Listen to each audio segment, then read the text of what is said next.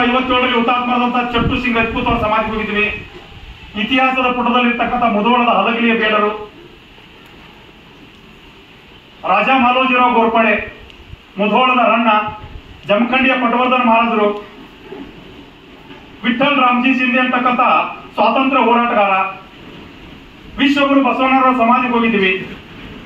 ಒಟ್ಟಾರೆ ಎಲ್ಲ ಮಣ್ಣು ತಂದು ಮಣ್ಣಿನ ಮೆರವಣಿಗೆ ಮಾಡಿದ್ವಿ. ಆ ಕಾರ್ಯಕ್ರಮಕ್ಕೆ ಮುಖ್ಯ ಅತಿಥಿಗಳಾಗಿ ಯೋಗೇಂದ್ರ ಸಿಂಗ್ ಯಾದವ್ ಅವರು ಕರೆಸಿದ್ವಿ. ಮತ್ತೆ ಕಾರ್ಗಿಲ್ ಯುದ್ಧದಲ್ಲಿ ಆ ಯೋಧ 23 ಗುಂಡೇಟನ್ನ ತಿಂದಿದ್ದ. 23 ಗುಂಡೇಟನ್ನ ತಿಂದು ಬದುಕಿದ್ರು. ಈ ದೇಶದ ಕೊನೆಯ ಪರಮವೀರ ಚಕ್ರ ಪ್ರಶಸ್ತಿಯನ್ನ ಯೋಗೇಂದ್ರ ಸಿಂಗ್ ಯಾದವ್ ತೆಗೆದುಕೊಳ್ತಾರೆ. 16 ವರ್ಷ 7 ತಿಂಗಳಿಗೆ ಬಾಡಿ ಫಿಟ್ ಇತ್ತು. ಫಿಟ್ ಇದ್ದ ಕಾರಣಕ್ಕಾಗಿ ಆರ್ಮಿಗೆ ಹೋಗ್ತಾರೆ. ಅಪ್ಪ ಮಿಲಿಟರಿಯಲ್ಲಿ ಕೆಲಸ ಮಾಡ್ತಿದ್ರು, ಅಣ್ಣ ಆರ್ಟಿಲರಿಯಲ್ಲಿ ಕೆಲಸ ಮಾಡ್ತಿದ್ರು. ಹಾಗಾಗಿ ಸೈನ್ಯಕ್ಕೆ ಸೇರಲೇಬೇಕು ಅಂತೇಳಿ ಸೈನ್ಯವನ್ನು ಒಪ್ಪಿಕೊಂಡು ಸೈನ್ಯ ಸೇರ್ತಾರೆ. ತರಬೇತಿ ಮುಗಿದ ನಂತರ ಅವರನ್ನ ಕಾರ್ಗಿಲ್ ಯುದ್ಧಕ್ಕೆ ಡಿಪ್ಲಾಯ್ ಮಾಡಿದ್ರು. ಒಂದು ಕಡೆ ಟೈಗರ್ ಹಿಲ್ ಹತ್ತಿದ್ರು. ರಾತ್ರಿ 2 ಗಂಟೆ 30 ನಿಮಿಷ ಆಗಿತ್ತು. 2 ಗಂಟೆ 30 ನಿಮಿಷಕ್ಕೆ ಯೋಗೇಂದ್ರ ಸಿಂಗ್ ಅವರು 18 ಜನ ಸೈನಿಕರನ್ನು ಕಟ್ಕೊಂಡು ಗುಡ್ಡ ಹತ್ತಿದ್ರು. ಗುಡ್ಡ ಹತ್ತಿರ್ಬೇಕಾದ್ರೆ 7 ಜನ ಸೈನಿಕರು ಮೇಲ್ಗಡೆ ಹೋಗಿರ್ತಾರೆ. 8 ಸೈನಿಕರು, ಇನ್ನು 11 ಜನ ಸೈನಿಕರು ಕೆಳಗಡೆ ಇದ್ರು. 8ನೇ ಸೈನಿಕ ಹತ್ತಿರ್ಬೇಕಾದ್ರೆ ಪಾಕಿಸ್ತಾನ ಸೈನಿಕರ ಹೆಸರಾಗಿ ಗುಂಡು ಹಾಕಲಿಕ್ಕೆ ಶುರು ಮಾಡ್ತಾರೆ. 11 ಜನ ಸೈನಿಕರು ಕೆಳಗೆ ಉಳಿತಾರೆ. 7 ಜನ ಸೈನಿಕರು ಮೇಲ್ಗಡೆ ಹೋಗ್ತಾರೆ, ಗುಡ್ಡ ಹಾಕ್ತಾರೆ. ಮಿತ್ರ, ಭಾರತದ 7 ಜನ ಸೈನಿಕರ ಮುಂದಿದ್ದು ಪಾಕಿಸ್ತಾನದ 700 ಜನ ಸೈನಿಕರು. ಹೆಂಗಿತ್ತು ಅಂತ ಕಲ್ಪನೆ ಮಾಡ್ಕೊಳ್ಳಿ ಆ ಪರಿಸ್ಥಿತಿ. ನಮ್ಮ ಸೈನಿಕರು ಹಿಂದೆ ಬರಲಿಲ್ಲ, ಓಡಿ ಬರಲಿಲ್ಲ, ಅಡುಕೊಂಡು ಕೂತ್ಕೊಳ್ಳಿಲ್ಲ. ನಮ್ಮ ಸೈನಿಕರು ನೇರ ಹೋರಾಟಕ್ಕೆ ನಿಲ್ತಾರೆ. ನಮ್ಮ ಸೈನಿಕರು ನೇರ ಯುದ್ಧಕ್ಕೆ ನಿಲ್ತಾರೆ. ಯುದ್ಧಕ್ಕೆ ನಿಂತ ಪರಿಣಾಮ ಭಾರತದ ಸೈನಿಕರ ತಾಕತ್ ಹೆಂಗಿತ್ತು ಅಂತಂದ್ರೆ, ಪಾಕಿಸ್ತಾನದ 135 ಸೈನಿಕರನ್ನ 7 ಜನ ಸೈನಿಕರು ಕೊಂಚಾಕ್ತಾರೆ. ಮುನ್ನುಗ್ತಿರ್ಬೇಕಾದ್ರೆ ಯೋಗೇಂದ್ರ ಸಿಂಗ್ ಯಾದವ್ ತಮ್ಮ ಜೊತೆಗಿದ್ದ ಒಬ್ಬೊಬ್ಬ ಸೈನಿಕರನ್ನ ಕಳ್ಕೊಳ್ತಾ 6 ಜನ ಸೈನಿಕರನ್ನ ಕಳ್ಕೊಂಡ್ಬಿಟ್ಟ. ಕೊನೆಗೆ ಉಳಿದಿದ್ದು ಯೋಗೇಂದ್ರ ಸಿಂಗ್ ಯಾದವ್ ಮಾತ್ರ. ಎದುರಿಗೆ ಇದ್ದದ್ದು ಪಾಕಿಸ್ತಾನದ ದೊಡ್ಡ ಪ್ರಮಾಣದ ಸೈನ್ಯ. ಸತ್ತವರಂತೆ ಬೀಳ್ತಾರೆ ಅಲ್ಲೇ ಅವರು. ಸತ್ತವರಂತೆ ಬಿದ್ದಾಗ ಪಾಕಿಸ್ತಾನ ಸೈನಿಕರು ಅವ್ರ ಮೇಲೆ ಬಂದು ಬೂಟ್ ಕಾಲಿನಿಂದ ನಡೀತಾರೆ, ಒದಿತಾರೆ, ಬಡಿತಾರೆ, ಬಾಯಲ್ಲಿ ಬೂಟ್ ಇಡ್ತಾರೆ, ಅಶ್ಲೀಲ ಶಬ್ದಗಳನ್ನ ಬಳಸ್ತಾರೆ. ಹೋಗ್ತಿರ್ಬೇಕಾದ್ರೆ ಮಿತ್ರೆ 23 ಗುಂಡೇಟಗಳನ್ನ ಯೋಗೇಂದ್ರ ಸಿಂಗ್ ಯಾದವ್ ಅವ್ರಿಗೆ ಹಾಕೊಡ್ತಾರೆ. ಇಡೀ ಶರೀರಕ್ಕೆ ತೂತು ಬಿಟ್ಬಿಟ್ಟಿತ್ತು, ಎಲ್ಲ ಬೇಕಾದ್ರೆ ತೂತು ಬಿಟ್ಟಿತ್ತು, ಎಲ್ಲ ಬೇಕಾದ್ರೂ ರಕ್ತ ಬರ್ತಿತ್ತು. ಪಾಕಿಸ್ತಾನ ಸೈನಿಕರು ಅಲ್ಲಿಂದ ಹೋಗ್ತಿರ್ಬೇಕಾದ್ರೆ ಯೋಗೇಂದ್ರ ಸಿಂಗ್ ಯಾದವ್ ತನ್ನ ಕೈಯಲ್ಲಿದ್ದಂತ ಒಂದು ಜೀವಂತ ಗ್ರನೇಡ್ ತೆಗೆದುಕೊಂಡು ಪಾಕಿಸ್ತಾನ ಸೈನಿಕರ ಮೇಲೆ ಹಾಕೇ ಬಿಟ್ಟ. ಶರೀರದಿಂದ ರಕ್ತ ಸುರಿತಿತ್ತು. ಅದ್ಯಾವುದರ ಪರಿವೇ ಆತನಿಗೆ ಇರಲಿಲ್ಲ. ಸೈನಿಕರಿಗೆ ಗುಂಡು ಹಾಕ್ತಾನೆ, ಜೀವಂತ ಗ್ರನೇಡ್ ಹಾಕ್ಬಿಟ್ಟ. ಪಾಕಿಸ್ತಾನ ಸೈನಿಕರು ಅಲ್ಲಿಂದ ಓಡೋಗ್ತಾರೆ. 20,000 ಅಡಿ ಮೇಲ್ಗಡೆ ಇದ್ದ. 20,000 ಅಡಿ ಮೇಲ್ಗಡೆಯಿಂದ ಹೇಗಾದ್ರೂ ಮಾಡಿ ಈ ವಿಷಯವನ್ನ ನಮ್ಮ ಸೈನ್ಯದ ವ್ಯವಸ್ಥೆಗೆ ತಿಳಿಸಲೇಬೇಕು ಅಂತೇಳಿ ಯೋಗೇಂದ್ರ ಸಿಂಗ್ ಯಾದವ್ 20,000 ಅಡಿ ಮೇಲಿಂದ ಜರಿತಾ ಬಂದು ತಮ್ಮ ರೆಜಿಮೆಂಟ್ ಹತ್ರ ಬೀಳ್ತಾನೆ. ತಮ್ಮ ರೆಜಿಮೆಂಟ್ ಹತ್ರ ಬಿದ್ದಾಗ ಮೇಜರ್ ಕುಶಾಲ್ ಸಿಂಗ್ ಠಾಕೂರ್ ಅವರ ಶರೀರವನ್ನ ನೋಡಿದ್ರಂತೆ. ಒಂದ್ಸರಿ ಬಟನ್ಗಳನ್ನು ಬಿಚ್ಚಿ ನೋಡಿದ್ರಂತೆ. ಎಲ್ಲಿ ಬೇಕಲ್ಲಿ ತೂತು ಬಿಟ್ಟಿತ್ತು, ಎಲ್ಲಿ ಬೇಕಲ್ಲಿ ರಕ್ತ ಬರ್ತಿತ್ತು. ಮೇಜರ್ ಕುಶಾಲ್ ಸಿಂಗ್ ಠಾಕೂರ್ ಹೇಳ್ತಾರಂತೆ, ತಕ್ಷಣ ಇವರನ್ನ ದವಾಖಾನೆಗೆ ಒಯ್ಯಬೇಕು ಅಂತಂದಾಗ ಮಿತ್ರ ಯೋಗೇಂದ್ರ ಸಿಂಗ್ ಯಾದವ್ ಅವರ ಬಾಯಿಂದ ಬಂದಂತ ಮಾತಿದೆಯಲ್ಲ, ಆ ಮಾತುಗಳನ್ನು ಎಲ್ಲರೂ ಇದೇ ಮೇಲೆ ತಕ್ಕೋಬೇಕಾಗಿದೆ. ಯೋಗೇಂದ್ರ ಸಿಂಗ್ ಯಾದವ್ ಹೇಳ್ತಾರೆ, ಸರ್ ಮೈ ಮರೆ ತೋ ಕ್ಯಾ ಹುವಾ, ದೇಶ ಬಚನಾ ಚಾಹಿಯೆ. ನಾನ್ ಸತ್ರು ಪರವಾಗಿಲ್ಲ, ದೇಶ ಉಳಿಬೇಕು ಅಂತ ಯೋಗೇಂದ್ರ ಸಿಂಗ್ ಯಾದವ್ ಹೇಳ್ತಾರೆ. ಅದನ್ನ ಹೇಳಿದಾಗ ವಯಸ್ಸು ಕೇವಲ 19 ವರ್ಷದ ಒಬ್ಬ ತರುಣ 23 ಗುಂಡೆಗಳನ್ನ ತಿಂತಾನೆ. ಎಂತ ಚಾತುರ್ಯ ಇತ್ತು, ಎಂತ ತಾಕತ್ತಿತ್ತು, ಎಂತ ಪರಿಶ್ರಮ ಇತ್ತು, ಎಂತ ತ್ಯಾಗ ಇತ್ತು. ಹೇಳ್ತಾ ಹುಡುಗ ಕೋಮಾಕ್ ಹೋಗ್ತಾನೆ. ಕೋಮಾದಿಂದ ಎದ್ದು ಬಂದಾಗ ದೇಶ ಕಾರ್ಗಿಲ್ ಯುದ್ಧ ಗೆದ್ದಿತ್ತು. ಈ ದೇಶದ ಕೊನೆಯ ಪರಮವೀರ ಚಕ್ರ ಪ್ರಶಸ್ತಿಯನ್ನ ಯೋಗೇಂದ್ರ ಸಿಂಗ್ ಯಾದವ್ ಕೊಡ್ತಾರೆ. ಅದೇ ಯೋಗೇಂದ್ರ ಸಿಂಗ್ ಯಾದವ್ ಅವರು ಬನಹಟ್ಟಿಯ SRA ಮೈದಾನಕ್ಕೆ ಬಂದಿದ್ರು. 45 ನಿಮಿಷಗಳ ಕಾಲ ಮಾತನಾಡಿದ್ರು. ಮಾತನಾಡ್ತಿರ್ಬೇಕಾದ್ರೆ ಮತ್ತೊಂದಿಷ್ಟು ವಿಷಯಗಳನ್ನು ಜೋಡಿಸ್ಕೊಂಡಿದ್ರು ಅವರು. ನಾನು ಸೈನ್ಯಕ್ಕೆ ಹೋಗ್ತಿರ್ಬೇಕಾದ್ರೆ ನನ್ನ ತಾಯಿ ₹5 5 ಕಾಯಿನ್ಗಳನ್ನು ಕೊಟ್ಟಿದ್ದು. 5 ಕಾಯಿನ್ಗಳನ್ನ ಜೋಪಾನವಾಗಿ ಪಾಕೆಟ್ ಎಲ್ಲ ಇಟ್ಕೊಂಡಿದ್ದೆ. ಪಾಕೆಟ್ ಎಲ್ಲ ಇಟ್ಟುಕೊಂಡ ಪರಿಣಾಮ ಪಾಕಿಸ್ತಾನ ಸೈನಿಕರ 23 ಗುಂಡೇಟುಗಳಲ್ಲಿ ಒಂದೇ ಒಂದು ಗುಂಡು ನನ್ನ ಎದೆಯನ್ನು ಹೋಗ್ತಿರ್ಲಿಲ್ಲ. ನನ್ನ ತಾಯಿಯ ಋಣ ನನ್ನ ಜೊತೆಗಿತ್ತು, ಭಾರತ ಮಾತೆಯ ಋಣ ನನ್ನ ಜೊತೆಗಿತ್ತು. ಹಾಗಾಗಿ ಒಂದು ಬನಟೆಯಲ್ಲಿ ನಿಂತ್ಕೊಂಡು ಮಾತನಾಡ್ತಿದ್ದೀನಿ ಅಂತೇಳಿ ಯೋಗೇಂದ್ರ ಸಿಂಗ್ ಯಾದವ್ ಹೇಳ್ತಾರಲ್ರಿ. ಕಲ್ಪನೆ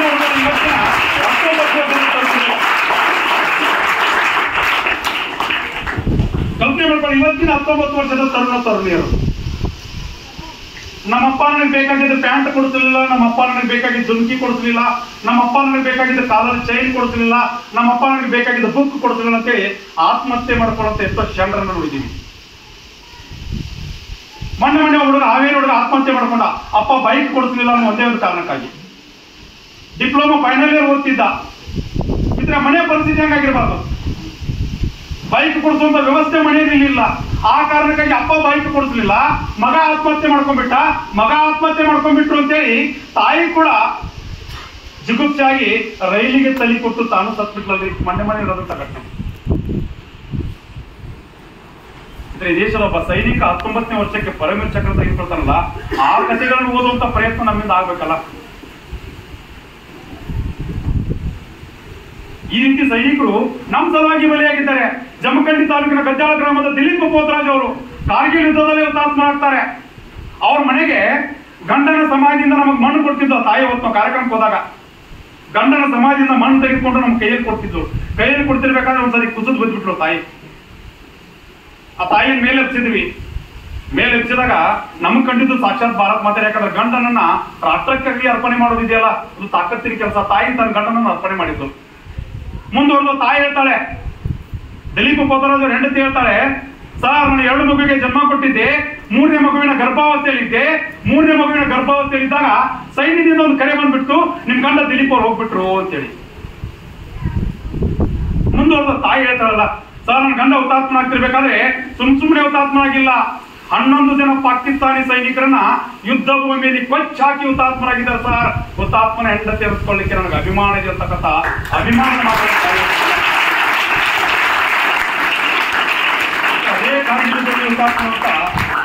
ಅದೇ ಕಾರ್ಗಿಲ್ ಯುದ್ಧದಲ್ಲಿ ಹುತಾತ್ಮರಾದಂತ ಅಥಣಿ ತಾಲೂಕಿನ ದರೂರು ಗ್ರಾಮದ ಬಸವರಾಜ್ ಚೋಗ್ಲ ಅವ್ರ ಮನೆಗೆ ಹೋಗಿದ್ವಿ. ಅವ್ರ ಮನೆಯಲ್ಲಿ ವಿಭಿನ್ನ ಘಟನೆ. ಮಗನಿಗೆ 24 ವರ್ಷ ಆಗಿತ್ತು. ತಾಯಿ ಹೆಣ್ಣು ಹುಡುಕ್ತಿದ್ಲಂತೆ, ಮದುವೆ ಮಾಡ್ಬೇಕು ಅಂತೇಳಿ. ಒಂದ್ ಕಡೆ ತಾಯಿಯ ಮಿಡಿತ, ಮಗನಿಗೆ ಮದುವೆ ಮಾಡ್ಬೇಕು ಅಂತೇಳಿ. ಮತ್ತೊಂದು ಕಡೆ ಮಗ ಹೇಳ್ತಿದ್ದಂತೆ, ಕಾರ್ಗಿಲ್ ಗುಡ್ಡವನ್ನ ಗೆದ್ಕೊಂಡ್ ಬಂದು ನಾನು ಮದುವೆ ಆಗ್ತೀನಿ ಅಂತ ಹೇಳ್ತಂತೆ. ಆದ್ರೆ ಕಾರ್ಗಿಲ್ ಗುಡ್ಡ ಮಾತ್ರ ಗೆದ್ದಿದ್ರು, ನಮ್ ಜೊತೆಗೆ ಜೀವಂತವಾಗಿ ಬಸವರಾಜ್ ಚೋಗ್ಲಾ ಇರ್ಲಿಲ್ಲ. ಕಾರ್ಗಿಲ್ ಯುದ್ಧದ ಸಂದರ್ಭದಲ್ಲಿ ಕ್ಯಾಪ್ಟನ್ ವಿಜಯ್ ಪಂತ್ ಥಾಪರ್ ತಮ್ಮ ಅಪ್ಪನಿಗೊಂದು ಪತ್ರ ಬರೀತಾರೆ. ಆ ಪತ್ರದಲ್ಲಿ ಏನ್ ವಿಶೇಷತೆ ಇತ್ತು ಅಂತಂದ್ರೆ, ಈ ಪತ್ರ, ಈ ಸನ್ನಿವೇಶವನ್ನು ಕೇಳಿದಂತ ನಾನಂದ್ರೂ ಸಾಕಷ್ಟು ಸಾರಿ ಭಾವುಕರಾಗಿದ್ದೀವಿ.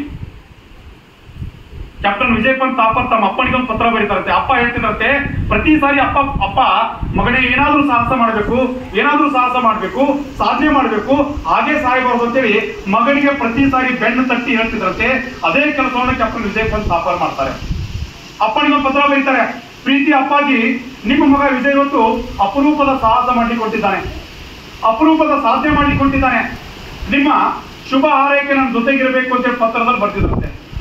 ಮುಂದುವರೆದು ಅದೇ ಪತ್ರದಲ್ಲಿ ಹೇಳ್ತಾರಂತೆ, ಅಮ್ಮನಿಗೆ ಒಂದ್ಸಾರಿ ಹೇಳ್ಬಿಡು, ಪ್ರೀತಿ ಅಮ್ಮನಿಗೆ ಒಂದ್ಸಾರಿ ಹೇಳ್ಬಿಡು, ಚಿಕ್ಕವನಿದ್ದಾಗ ಅಮ್ಮನಿಗೆ ಸಾಕಷ್ಟು ತುಂಟಾಟ ಮಾಡಿದ್ದೀನಿ, ಹೊಡೆದಿದ್ದೀನಿ, ಊಟ ಮಾಡಿಸ್ತಿರ್ಬೇಕಾದ್ರೆ ಅಮ್ಮನ ಜೊತೆಗೆ ಜಗಳ ಮಾಡಿದ್ದೀನಿ, ಬೈದಿದ್ದೀನಿ, ಅಮ್ಮನಿಗೆ ದಯವಿಟ್ಟು ನನ್ನನ್ನು ಒಂದ್ಸರಿ ಕ್ಷಮಿಸ್ಬಿಟ್ಟು ಕೇಳ್ತೀಯ ಅಪ್ಪ ಅಂತ ಪತ್ರ ಬರ್ತಿದ್ದಾರೆ. ಅದೇ ಪತ್ರದಲ್ಲಿ ಮುಂದುವರೆದು ಹೇಳ್ತಾರಂತೆ, ಇರ್ತಕ್ಕಂಥ ಒಬ್ಬಳು ತಂಗಿ, ಅಪ್ಪ ದಯವಿಟ್ಟು ಹೇಳ್ಬಿಡು, ಈ ಸಾರಿ ನಿಮ್ಮ ಅಣ್ಣ ವಿಜಯ್ ಬರ್ತಾನೆ ಗೊತ್ತಿಲ್ಲ, ಆದ್ರೆ ದಯವಿಟ್ಟು ರಾಖಿ ಕಟ್ಟೋದನ್ನ ನಿಲ್ಲಿಸ್ಬೇಡ. ಪಕ್ಕದ ಮನೆ ವಿಜಯನಲ್ಲಿ ನಿಮ್ಮ ಅಣ್ಣ ವಿಜಯನನ್ನು ಕಂಡು ಆ ವಿಜಯನಿಗೆ ರಾಖಿ ಕಟ್ಟಬೇಕು ಅಂತೇಳಿ ಪತ್ರ ಬರ್ತಿದ್ರಂತೆ. ಮುಂದುವರೆದು ಹೇಳ್ತಾರಂತೆ ಮುಂದುವರೆದು ಹೇಳ್ತಾರಂತೆ, ಅಪ್ಪ ನಿಮ್ಗೆ ಗೊತ್ತಿಲ್ಲದೇನೆ 2 ವರ್ಷದ ಹೆಣ್ಣು ಮಗುವನ್ನ ದತ್ತು ತೆಗೆದುಕೊಂಡಿದ್ದೀನಿ. ಆ 2 ವರ್ಷದ ಹೆಣ್ಣು ಮಗುವನ್ನ ಇಂಜಿನಿಯರ್ನಾಗೋ ಡಾಕ್ಟರ್ನಾಗಿ ಮಾಡ್ತೀನಿ ಅಂತೇಳಿ ಶಪಥ ಮಾಡಿದ್ದೀನಿ. ಆ ಮಗುವನ್ನ ಇವತ್ತು ನಿಮ್ಮ ಕೈಯಲ್ಲಿ ಕೊಟ್ಟೋಗ್ತಿದ್ದೀನಪ್ಪ. ಈ ಪತ್ರ ನಿಮ್ಮ ಕೈಯಲ್ಲಿ ಇರೋದ್ರೊಳಗೆ ನಿಮ್ಮ ಮಗ ಅಪರೂಪದ ಸಾಹಸ ಮಾಡಿ ದೇಶದ ಮಗನಾಗಿ ಸಾಯ್ತಿದ್ದಾನಪ್ಪ. ನಿಮ್ಮ ಮಗ ಸ್ವರ್ಗದಲ್ಲಿ ಹಾಯಾಗಿರ್ತಾನೆ. ಈ ಪತ್ರ ನಿಮ್ಮ ಕೈಯಲ್ಲಿರುತ್ತೆ ಅಪ್ಪ ಅಂತೇಳಿ ಪತ್ರ ಬರೆದಿರುತ್ತೆ. 2 ವರ್ಷಗಳ ಹಿಂದೆ ಕ್ಯಾಪ್ಟನ್ ವಿಜಯ್ ಪಂತ್ ಥಾಪರ್ ಅವರ ಅಪ್ಪ ಆ ಮಗುವಿಗೆ ಇಂಜಿನಿಯರ್ ಅನ್ನಾಗಿ ಮಾಡಿ, ಆ ಮಗುವಿಗೆ ವಿಜಯ ಅಂತ ಹೆಸರಿಟ್ಟು, ಆ ಮಗುವಿನಲ್ಲಿ ತನ್ನ ಮಗ ವಿಜಯನನ್ನ ಕಾಣ್ತಾರ ಸೈನಿಕನಪ್ಪ. ಅದೇ ರೀತಿ ಹುತಾತ್ಮರಾಗಿದ್ದು ಮೇಜರ್ ಮನೋಜ್ ಕುಮಾರ್ ಪಾಂಡೆ. ಹುತಾತ್ಮ ಆಗ್ತಿರ್ಬೇಕಾದ್ರೆ 24 ವರ್ಷ. ಇಂಜಿನಿಯರಿಂಗ್ ಮುಗಿಸಿದ್ದ, ಸಾಫ್ಟ್ವೇರ್ ಇಂಜಿನಿಯರ್ ಇದ್ದ. ಸಾಫ್ಟ್ವೇರ್ ಇಂಜಿನಿಯರ್ ಬಹುಶಃ ತಮ್ಮೆಲ್ಲರಿಗೂ ಗೊತ್ತಿದೆ. ಸಾಫ್ಟ್ವೇರ್ ಇಂಜಿನಿಯರ್ ಅಂತಂದ್ರೆ AC ರೂಮು, AC ಗಾಡಿ, AC ಕಾರ್ ಗಾಡಿ, ಫ್ಯಾನು, ಎಲ್ಲಿ ಬೇಕಾದ ಊಟ, ಆಯಾ ಜೀವನ ಇದೆಲ್ಲ ಮಾಡ್ಬೋದಾಗಿತ್ತು ಮೇಜರ್ ಮನೋಜ್ ಕುಮಾರ್ ಪಾಂಡೆ. ಇಂಜಿನಿಯರಿಂಗ್ ಮುಗಿಸ್ತಾನೆ. ಮುಗಿಸಿದ ತಕ್ಷಣ ಹುಡುಗ ಅಪ್ಲಿಕೇಶನ್ ಹಾಕ್ತಾನೆ ಆರ್ಮಿಗೆ ಅಪ್ಲಿಕೇಶನ್ ಹಾಕ್ತಾನೆ, ಇಂಟರ್ವ್ಯೂ ಕರೀತಾರೆ. ಇಂಟರ್ವ್ಯೂದಲ್ಲಿ ಅಧಿಕಾರಿಗಳು ಕೇಳ್ತಾರಂತೆ, ಅಲ್ಲಪ್ಪ ಸಾಫ್ಟ್ವೇರ್ ಇಂಜಿನಿಯರ್ ಆಗಿದೆಯಾ, ಆಯಾಗಿರ್ಬೋದು, ಜೀವನವನ್ನು ಚೆನ್ನಾಗಿ ಲೀಡ್ ಮಾಡ್ಬೋದು, ಇಲ್ಲಾಕ್ ಬಂದಿದೆ ಅಂತ ಕೇಳಿದಾಗ ವಿಜಯ್ ಪಂತ್ ತಾಪರ್ ಮೇಜರ್ ಮನೋಜ್ ಕುಮಾರ್ ಪಾಂಡೆ ಹೇಳ್ತಾನಲ್ಲ, ಸರ್ ನನಗೆ ಪರಮವೀರ್ ಚಕ್ರ ಬೇಕಾಗಿದೆ, ಪರಮವೀರ್ ಚಕ್ರ ಹೊರಗಡೆ ಎಲ್ಲೂ ಸಿಗೋದಿಲ್ಲ, ಅದು ಆರ್ಮಿಯಲ್ಲಿ ಸಿಗುತ್ತೆ ಅನ್ನೋ ಗೊತ್ತು. ಆ ಕಾರಣಕ್ಕಾಗಿ ದಯವಿಟ್ಟು ನನಗೆ ಪರಮವೀರ್ ಚಕ್ರ ಕೊಡ್ಬಿಡಿ. ಆ ಕಾರಣಕ್ಕಾಗಿ ಆ ಹುಡುಗನ ಧೈರ್ಯ ಸಾಹಸವನ್ನು ನೋಡಿ ಆರ್ಮಿಯವರು ಆ ಹುಡುಗನನ್ನ ಅಲ್ಲಿ ನಿಯುಕ್ತಿ ಮಾಡ್ಕೋತಾರೆ. ನಿಯುಕ್ತಿ ಮಾಡ್ಕೊಂಡು ತರಬೇತಿ ಮುಗಿದಿತ್ತು. ತರಬೇತಿ ಮುಗಿದ ನಂತರ ಕಾರ್ಗಿಲ್ ಯುದ್ಧಕ್ಕೆ ಡೆಪ್ಲಾಯ್ ಮಾಡಿದ್ರು. ಮೇಜರ್ ಮನೋಜ್ ಕುಮಾರ್ ಪಾಂಡೆ 15,000 ಅಡಿ ಅಂತರದ ದೊಡ್ಡ ದೊಡ್ಡ ಪರ್ವತಗಳನ್ನ ಹತ್ತಿದ್ರು. ಹಿಂದ್ಗಡೆ 30-40 kg ಭಾರಗಳನ್ನು ಹೊತ್ಕೊಂಡು ಹತ್ತಿದ್ರು. ಒಂದ್ ಕಡೆ ಊಟ, ಗನ್ಗಳು, ಬಾಂಬರ್ಗಳು, ಲಾಂಚರ್ಗಳನ್ನ, ಮದ್ದುಗುಡುಗಳನ್ನ ಎಲ್ಲವನ್ನ ಬ್ಯಾಗಲ್ಲಿ ಹಾಕೊಂಡು ಮೇಲ್ಗಡೆ ಹತ್ತಿದ್ರು. ಹತ್ತಿರ್ಬೇಕಾದ್ರೆ ಪಾಕಿಸ್ತಾನ ಸೈನಿಕರ ಒಂದೊಂದು ಬಂಕರ್ಗಳನ್ನ ನಾಶ ಮಾಡ್ತಾ ಮುನ್ನುಗ್ತಿದ್ರು. ಪಾಕಿಸ್ತಾನದ ಸಾಕಷ್ಟು ಬಂಕರ್ಗಳನ್ನ ನುಚ್ಚು ನೂರು ಮಾಡಿ ಮೇಲ್ಗಡೆ ಹತ್ತಿರ್ಬೇಕಾದ್ರೆ ಪಾಕಿಸ್ತಾನ ಸೈನಿಕರು ಹಾಕಿದಂತ ಒಂದು ಮೋಟಾರ್ ಚಲ್ ದಾಳಿಗೆ ಅವ್ರು ಬಲಗೈ ಕಿತ್ಕೊಂಡು ಹೋಗ್ಬಿಟ್ಟು. ಬಲಗೈ ಕಿತ್ಕೊಂಡು ಹೋದಾಗ ಮೇಜರ್ ಮನೋಜ್ ಕುಮಾರ್ ಪಾಂಡೆ ಹೇಳ್ತಾನಲ್ಲ, ತಮ್ಮ ಪಕ್ಕದಲ್ಲಿ ಇದ್ದಂತ ಸೈನಿಕರಿಗೆ ಹೇಳ್ತಾನಂತೆ, ಬಲಗೈ ಜೋತಾಡ್ತಾ ಇದೆ, ದಯವಿಟ್ಟು ನೋವಾಗ್ತಾ ಇದೆ, ದಯವಿಟ್ಟು ಬಲಗೈ ಕಟ್ಟಿ, ಬಲಗೈನ ಒಂದು ಬೆಲ್ಟ್ ತೆಗೆದುಕೊಂಡು ನನ್ನ ಬಾಡಿ ಕಟ್ಟಿಬಿಡು, ಹೋರಾಟ ಮಾಡ್ಲಿಕ್ಕೆ ತಾಯಿ ಭಾರತಿ ನನಗೆ ಎಡಗೈ ಕೊಟ್ಟಿದ್ದಾರೆ ಅಂತ ನಮ್ಮ ಮಹಾತ್ಮನ ಬಲಗೈನ ಕಟ್ಕೊಂಡ್ಬಿಟ್ಟ. ಬಲಗೈನ ಕಟ್ಕೊಂಡು ಎಡಗೈಯಿಂದ ಮತ್ತೆ ಗ್ರೆನೇಡ್ ಹಾಕಲಿಕ್ಕೆ ಶುರು ಮಾಡ್ತಾನೆ. ಮತ್ತೆ ಪಾಕಿಸ್ತಾನದ ಬಂಕರ್ಗಳನ್ನ ನಾಶ ಮಾಡಿ ಮುನ್ನುಗ್ತಿರ್ಬೇಕಾದ್ರೆ ಮೇಜರ್ ಮನೋಜ್ ಕುಮಾರ್ ಪಾಂಡೆ ಮುನ್ನುಗ್ತಿರ್ಬೇಕಾದ್ರೆ ಪಾಕಿಸ್ತಾನ ಸೈನಿಕರು ಹಾಕಿದಂತ ಒಂದು ಗುಂಡೇಟಿಗೆ ಮೇಜರ್ ಮನೋಜ್ ಕುಮಾರ್ ಪಾಂಡೆ ಕುಸಿದು ಬಿದ್ದು ಹುತಾತ್ಮರಾಗ್ತಾರೆ.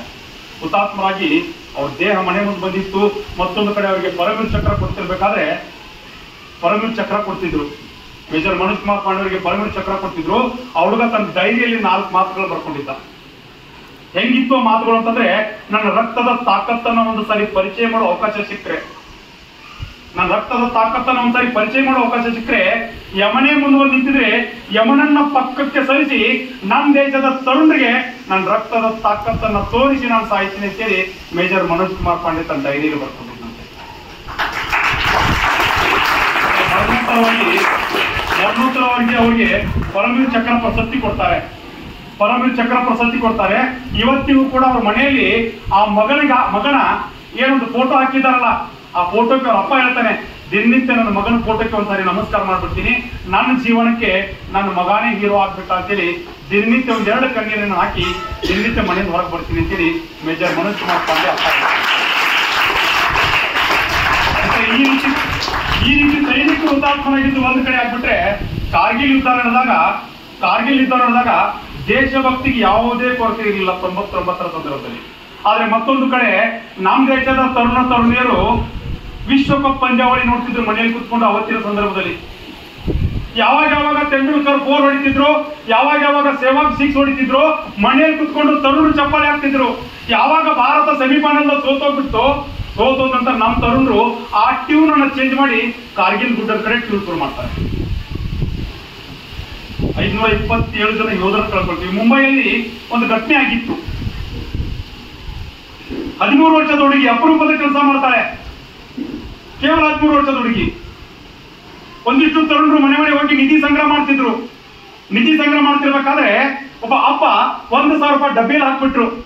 ಪಕ್ಕದಲ್ಲಿ ನಿಂತಂತ 13 ವರ್ಷದ ಹುಡುಗಿ ಕೇಳ್ತಾಳೆ ಅಪ್ಪನನ್ನ, ಅಪ್ಪ ಆ ಡಬ್ಬಿಯಲ್ಲಿ 1,000 ರೂಪಾಯಿ ಎತ್ತಕ್ಕಾಗಿ ಹಾಕಿದ್ದು ಅಂತಂದಾಗ ಅಪ್ಪ ಹೇಳ್ತಾನಂತೆ, ಕಾರ್ಗಿಲ್ ಯುದ್ಧ ನಡೀತಿದೆ, ನಮ್ಮ ಸಲುವಾಗಿ ಯೋಧರು ಬಲಿ ಆಗ್ತಿದ್ದಾರೆ, ಆ ಯೋಧರ ಸಲುವಾಗಿ, ಆ ಯೋಧರ ಮನೆಗಳ ಸಲುವಾಗಿ, ಆ ಯೋಧರ ಮನೆಗಳ ಸುರಕ್ಷತೆ ಸಲುವಾಗಿ ಈ ದೇಶದ ಒಬ್ಬ ಜವಾಬ್ದಾರಿತ ನಾಗರಿಕನಾಗಿ 1,000 ರೂಪಾಯಿ ಡಬ್ಬಿಯಲ್ಲಿ ಹಾಕಿ ನನ್ನ ಕರ್ತವ್ಯ ನಿರ್ವಹಿಸಿದ್ದೀನಿ ಅಂತಂದಾಗ ಮಗಳು ಆಲೋಚನೆ ಮಾಡ್ತಾಳಂತೆ, ಅಪ್ಪ ತಮ್ಮ ಕರ್ತವ್ಯ ನಿರ್ವಹಿಸ್ಬಿಟ್ರು, ನಾನು ನನ್ನ ಕರ್ತವ್ಯ ನಿರ್ವಹಿಸಬೇಕು ಅಂತಂದಾಗ ಹುಡುಗಿಯ ವಯಸ್ಸು ಕೇವಲ 13 ವರ್ಷ.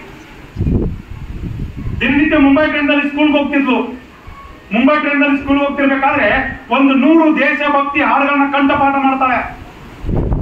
100 ದೇಶಭಕ್ತಿ ಹಾಡುಗಳನ್ನ ಕಂಠಪಾಠ ಮಾಡಿದಂತ ಎಲ್ಲ ಹಾಡುಗಳನ್ನ ದಿನನಿತ್ಯ ಮುಂಬೈ ಟ್ರೈನ್ನಲ್ಲಿ ಜನರ ಮುಂದೆ, ಸಾರ್ವಜನಿಕರ ಮುಂದೆ ಹಾಡ್ತಾ 45,000 ರೂಪಾಯಿಗಳನ್ನ ಭಿಕ್ಷೆ ಬೇಡಿ ಸಂಗ್ರಹ ಮಾಡ್ತಾಳೆ.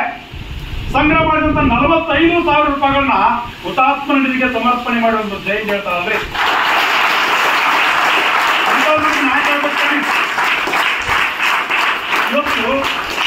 ಇವತ್ತು ನಮಗೆ ನಾಯಕರಾಗಬೇಕಾದಂತವ್ರು ಇಂಥವ್ರು, ಮಾದರಿ ಆಗ್ಬೇಕಾದಂತವ್ರು ಇಂಥವ್ರು. ಯಾವುದೋ 3 ತಾಸಿನ ಹೀರೋ ಹೀರೋಯಿನ್ಗಳಲ್ಲ, ರೀಲ್ಸ್ ಅಲ್ಲಿ ಬರ್ತಕ್ಕಂಥ ಹೀರೋ ಹೀರೋಯಿನ್ಗಳಲ್ಲ. ಮತ್ತೆ ರಾಜಸ್ಥಾನದ ಹುಡುಗ ವೇಣು ಪ್ರಕಾಶ್ ಅಂತಕ್ಕಂಥ ಹುಡುಗ ತನ್ನ ಮದುವೆ ಸಲುವಾಗಿ 5 ಲಕ್ಷ ರೂಪಾಯಿ ಇಟ್ಕೊಂಡಿದ್ದ. 5 ಲಕ್ಷ ರೂಪಾಯಿಗಳನ್ನ ಸಂಗ್ರಹ ಮಾಡಿ ಇಟ್ಕೊಂಡಿದ್ದ. ಕಾರ್ಗಿಲ್ ಯುದ್ಧ ನಡೀತಿತ್ತು, ಯೋಧರ ಹೆಣಗಳ ಬೀಳ್ತಿತ್ತು. ಅವನಿಗೆ ಆಲೋಚನೆ ಮಾಡ್ತಾನೆ, ಒಂದೇ ಒಂದು ದಿನಕ್ಕೆ 5 ಲಕ್ಷ ರೂಪಾಯಿಗಳನ್ನ ಖರ್ಚು ಮಾಡಿಬಿಟ್ರೆ ನಾನು ಕರ್ತಜ್ಞ ಆಗ್ಬಿಡ್ತೀನಿ ಅಂತೇಳಿ 5 ಲಕ್ಷ ರೂಪಾಯಿಗಳನ್ನ ಹುತಾತ್ಮರ ನಿಧಿಗೆ ಡಬ್ಬಿಯಲ್ಲಿ ಹಾಕಿ 100 ರೂಪಾಯಿಯಲ್ಲಿ ಹಾರ ಬದಲಾಯಿಸಿಕೊಳ್ಳುವುದರ ಮೂಲಕ ಮದುವೆಯಾಗಿ ಮತ್ತೊಬ್ಬರಿಗೆ ಮಾದರಿ ಆಗ್ಬಿಟ್ಟಲ್ರಿ.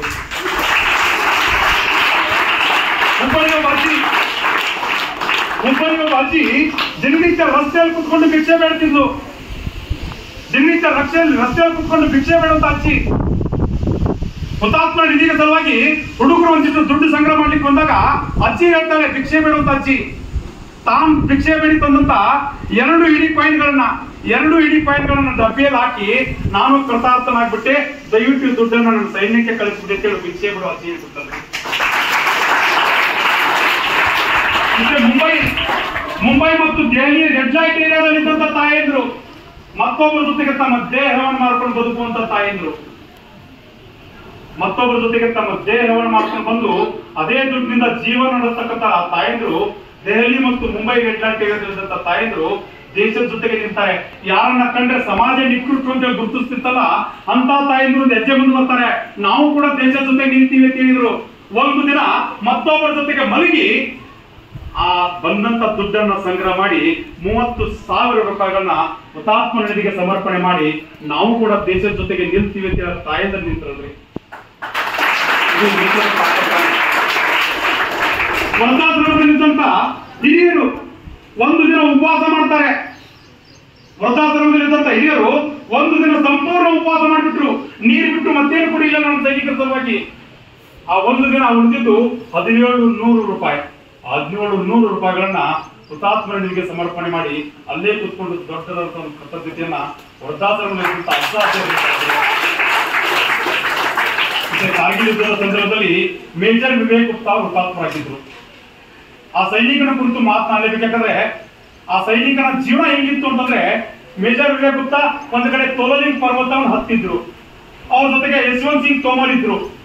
ಯಶವಂತ್ ಸಿಂಗ್ ತೋಮರ್ ಹೇಳ್ತಾರೆ, हम 11 तोमर जाएंगे 11 जीत कर वापस आएंगे ಅಂತ ಹೇಳಿರುತ್ತೆ.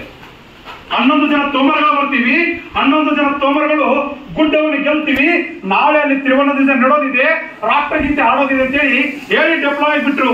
ಅವ್ರ ಜೊತೆಗೆ ಕ್ಯಾಪ್ಟನ್ ಬವರ್ಲಾಲ್ ಒಂದ್ ಕಡೆ ಹೋಗ್ತಾರೆ, ಮೇಜರ್ ವಿವೇಕ್ ಗುಪ್ತಾ ಒಂದ್ ಕಡೆ ಹೋಗ್ತಾರೆ. 3 ಜನ ಬೇರೆ ಬೇರೆ ತಂಡಗಳನ್ನು ಕಟ್ಕೊಂಡು 3 ಜನ ಗುಡ್ಡ ಹತ್ತಲಿಕ್ಕೆ ಶುರು ಮಾಡ್ತಾರೆ. ರಾತ್ರಿ ಬೆಳಿಗ್ಗೆ ಭಾರತ ಗುಡ್ಡವನ್ನು ಗೆದ್ದಿತ್ತು, ಆ ಗುಡ್ಡವನ್ನು ವಶಪಡಿಸಿಕೊಂಡಿದ್ರು. ಆದ್ರೆ ತ್ರಿವರ್ಣ ಧ್ವಜ ನಡೆಸಿರ್ಬೇಕಾದ್ರೆ ಯಶವಂತ್ ಸಿಂಗ್ ತೋಮರ್ ನಮ್ಮ ಜೊತೆಗೆ ಭೌತಿಕವಾಗಿ ಇರಲಿಲ್ಲ. ಯಶವಂತ್ ಸಿಂಗ್ ತೋಮರ್ ಹುತಾತ್ಮರಾಗಿ ಹೋಗಿದ್ರು.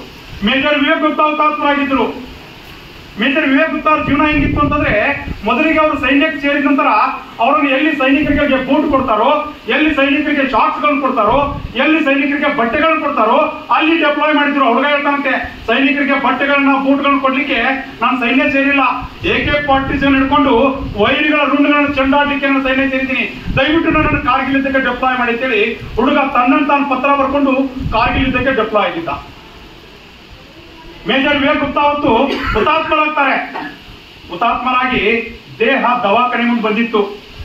ಅವ್ರ ಹೆಂಡತಿ ಕ್ಯಾಪ್ಟನ್ ಜಯಶ್ರೀ ಗುಪ್ತಾ ಅಲ್ಲೇ ಕೆಲಸ ಮಾಡ್ತಿದ್ರು. ಯಾರ್ಯಾರು ಹುತಾತ್ಮರಾಗಿ ಬಾಡಿಗಳು ಬರ್ತಿತ್ತಲ್ಲ ಆ ಬಾಡಿಗಳನ್ನ ಪ್ಯಾಕ್ ಮಾಡುವಂತ ಕೆಲಸ ಜಯಶ್ರೀ ಗುಪ್ತಾ ಮಾಡ್ತಿದ್ರು. ಮುಂದೊಂದ್ ದಿನ ನನ್ನ ಗಂಡನ ಬಾಡಿಯನ್ನ ನಾನೇ ಪ್ಯಾಕ್ ಮಾಡಬಹುದು ಅಂತೇಳಿ ಕಿಂಚಿತ್ತು ಮಾಹಿತಿಯ ತಾಯಿಗಿರ್ಲಿಲ್ಲ. ಗಂಡ ಹುತಾತ್ಮನಾಗಿ ದೇಹ ಬಂದಿತ್ತು.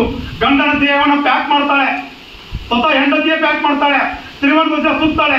ಗಂಡನ ಅಂತ್ಯ ಸಂಸ್ಕಾರ ನಡೀತಿರ್ಬೇಕಾದ್ರೆ 5 ಜನಕ್ಕೆ ಹೆಗಲು ಕೊಡ್ತಾಳೆ. ಹೆಗಲು ಕೊಟ್ಟು ಹೊರಗಡೆ ಬಂದು ಮತ್ತೆ ಸಾಕಷ್ಟು ಸೈನಿಕರು ಹುತಾತ್ಮರಾಗಿದ್ದಾರೆ, ಅವ್ರ ಬಾಡಿಗಳನ್ನ ಪ್ಯಾಕ್ ಮಾಡಬೇಕು, ಅವ್ರ ಮನೆಯವರು ಬಾಡಿ ಸಲುವಾಗಿ ಕಾಯ್ತಿದ್ದಾರೆ ಅಂತೇಳಿ ಗಂಡನ ದೇಹಕ್ಕೆ ಒಂದು ಜೈ ಹೇಳಿ ಮತ್ತೆ ತನ್ನ ಕೆಲಸಕ್ಕೆ ಹೋಗ್ತಾಳೆ ಕ್ಯಾಪ್ಟನ್ ಜಯಶ್ರೀ ಗುಪ್ತಾ.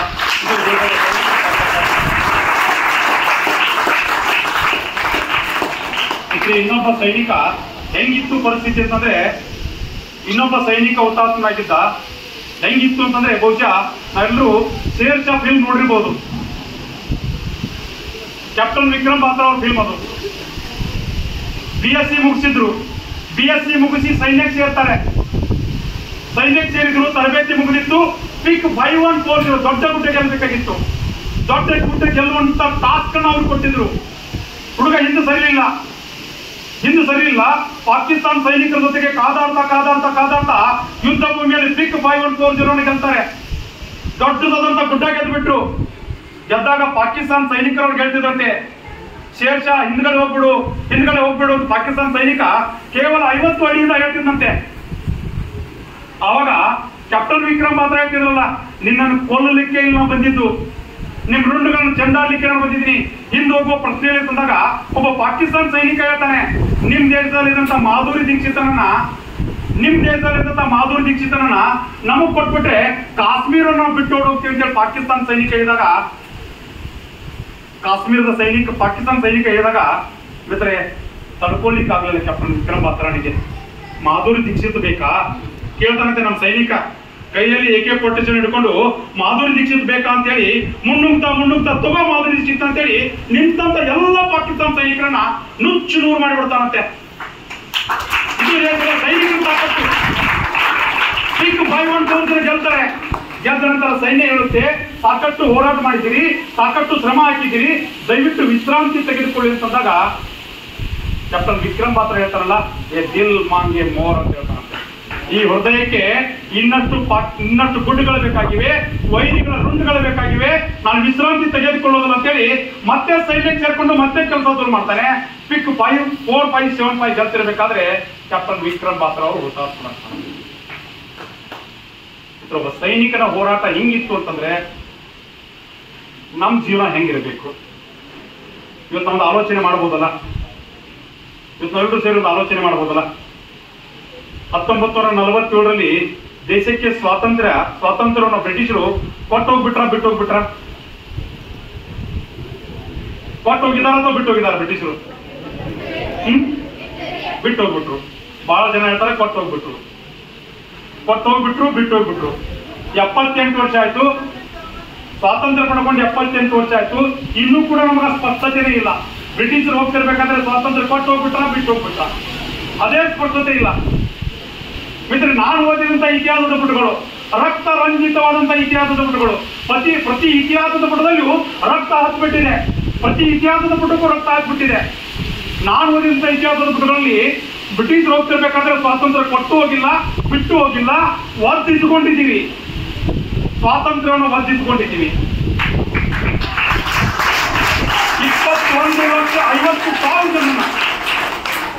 21,50,000 ಜನ ಕ್ರಾಂತಿಕಾರಿಗಳನ್ನ ಕಳ್ಕೊಂಡಿದ್ದೀವಿ.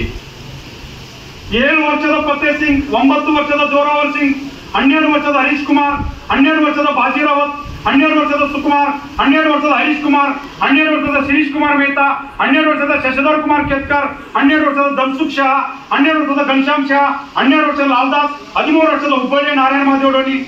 ಇಂಥವ್ರು ಯಾಕ್ರಿ ಬಲಿಯಾಗಿದ್ದು? ಆ ರಕ್ತ ರಂಜಿತವಾದಂತಹ ಇತಿಹಾಸದ ಪುಟಗಳಲ್ಲಿ ಈ ಪುಟ್ಟ ಬಾಲಕರ ಹೆಸರುಗಳು ಎಲ್ಲೂ ಸೇರಲಿಲ್ಲ.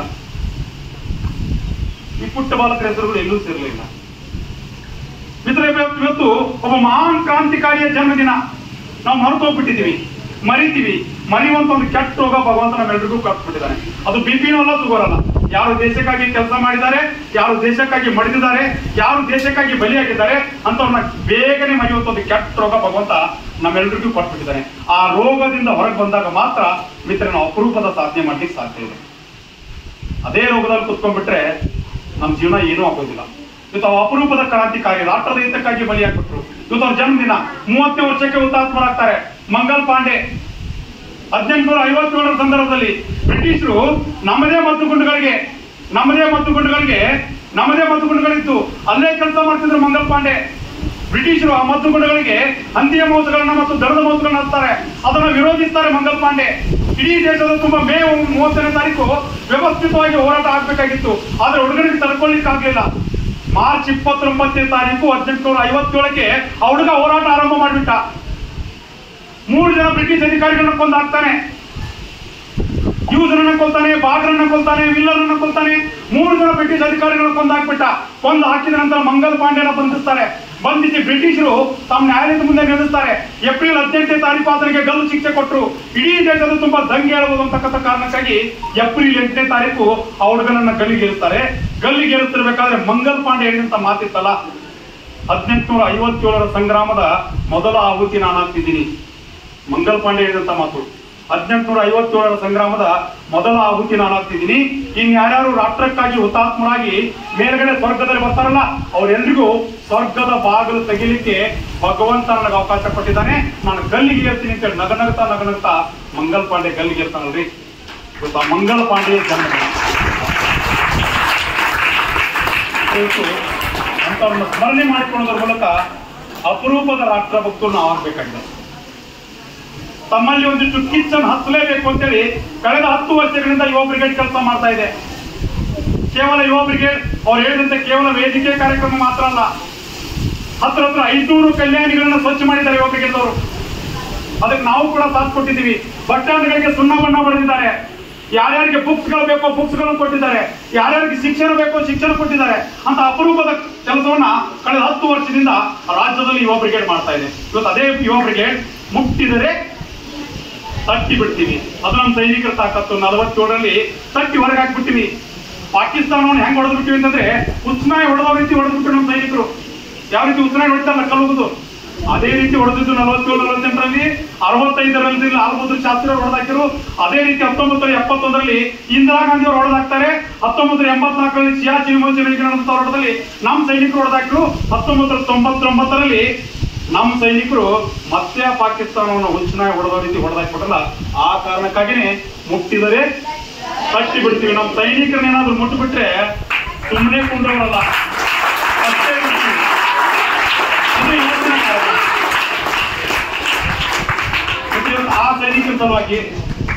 ಆ ಸೈನಿಕರ ಸಲುವಾಗಿ ನಾವೇನಾದ್ರು ಮಾಡ್ಬೇಕಲ್ಲ, ನಾವೇನ್ ಮಾಡ್ಲಿಕ್ಕೆ ಸಾಧ್ಯ ಇಲ್ಲ. ಆ ಸೈನಿಕರ ಸಲುವಾಗಿ ರಬಕವಿ ಬನಟ್ಟಿ ರಾಂಪುರ್ ಹೊಸೂರಲ್ಲಿ ಹತ್ರ ನಮಗೆ 1500 ಜನ ಸೈನಿಕರು ಸಿಗ್ತಾರೆ. ಹತ್ರ 1500 ಜನ ಸೈನಿಕರು ಇಡೀ ಉತ್ತರ ಕರ್ನಾಟಕದಲ್ಲಿ. ಬಹುಶಃ ಇಡೀ ಉತ್ತರ ಕರ್ನಾಟಕದಲ್ಲಿ ಹೆಚ್ಚು ಸೈನಿಕರ ಸಿಗುವಂತ ತಾಲೂಕು ಯಾವ್ದಾದ್ರು ಇದ್ರೆ ಅದು ನಾನು ರಬಕವಿ ಬನಟ್ಟಿ. ಹತ್ರ 4000ಕ್ಕಿಂತ ಹೆಚ್ಚು ಸೈನಿಕರು ನಮ್ಮ ತಾಲೂಕಿನಲ್ಲಿ ಸಿಗ್ತಾರೆ.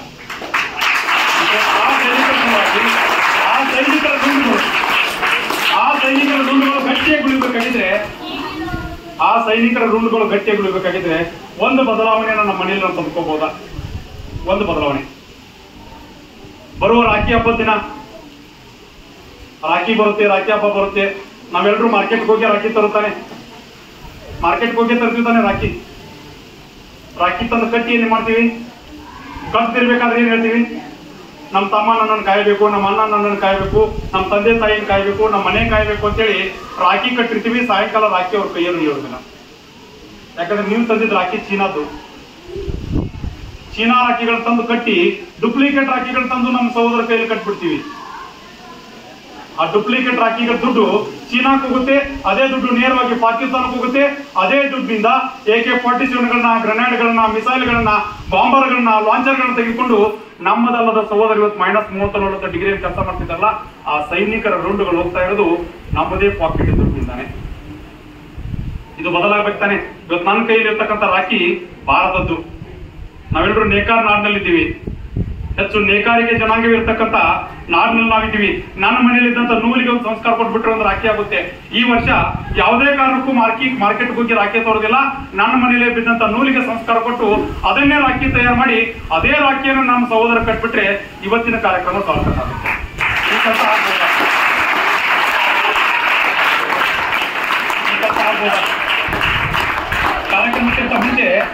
ಕಾರ್ಯಕ್ರಮಕ್ಕಿಂತ ಮುಂಚೆ ಆ ಸಹೋದರಿ ಆಡ್ತಿರ್ಬೇಕಾದ್ರೆ ಆಡಿದ್ದು ವಿಶ್ವಭಾರತಿ. ತಾಯಿಯನ್ನ ವಿಶ್ವಭಾರತಿ ಮಾಡಬೇಕಾಗಿದೆ. ಜಗದ್ಗುರು ಭಾರತಿ ಮಾಡಬೇಕಾಗಿದೆ. ಜಗಜ್ಜನನಿ ಭಾರತಿ ಮಾಡಬೇಕಾಗಿದೆ. ಜಗಜ್ಜನನಿ, ಜಗದ್ಗುರು, ವಿಶ್ವಭಾರತಿ ಮಾಡಬೇಕಾಗಿದ್ರೆ ಇವತ್ತಿಗೂ ಕೂಡ ನಮ್ಮ ಮನೆಯಲ್ಲಿ ನಾವು ಉಪಯೋಗ ಮಾಡುವಂತ ವಿದೇಶಿ ವಸ್ತುಗಳನ್ನ, ವಿದೇಶಿ ಆಚರಣೆಗಳನ್ನ ಕಿತ್ತೊಗೆದು ನಮ್ಮದೇ ಆಚರಣೆಗಳನ್ನ, ನಮ್ಮದೇ ವಸ್ತುಗಳನ್ನ ಉಪಯೋಗ ಮಾಡೋದ್ರ ಮೂಲಕ ಸಶಕ್ತ ಭಾರತವನ್ನ, ಸದೃಢ ಭಾರತವನ್ನ ಕಟ್ಟಬೇಕಾಗಿದೆ. ಆ ನಿಟ್ಟಿನಲ್ಲಿ ನಾವೆಲ್ಲರೂ ಪ್ರಯತ್ನ ಮಾಡೋಣ ಅಂತ ಹೇಳ್ತಾ ಮಾತನಾಡಲಿಕ್ಕೆ ಅವಕಾಶ ಕೊಟ್ಟಂತ ಸಂಸ್ಥೆಯ ಕಾರ್ಯದರ್ಶಿಗಳು ಹಿಡ್ಕೊಂಡು ಸಂಸ್ಥೆಯ ಉಪನ್ಯಾಸಕರಿಗೂ ಸಹ ಕಾರ್ಯದರ್ಶಿಗಳಿಗೂ ಮತ್ತು ತಮ್ಮೆಲ್ಲರಿಗೂ ಧನ್ಯವಾದಗಳು ಸಲ್ಲಿಸೋಕ್ಕಿಂತ ಮುಂಚೆ ಒಂದ್ಸರಿ ಭಾರತ ಮಾತೆ ಜಯಕಾರಪ್ಪ.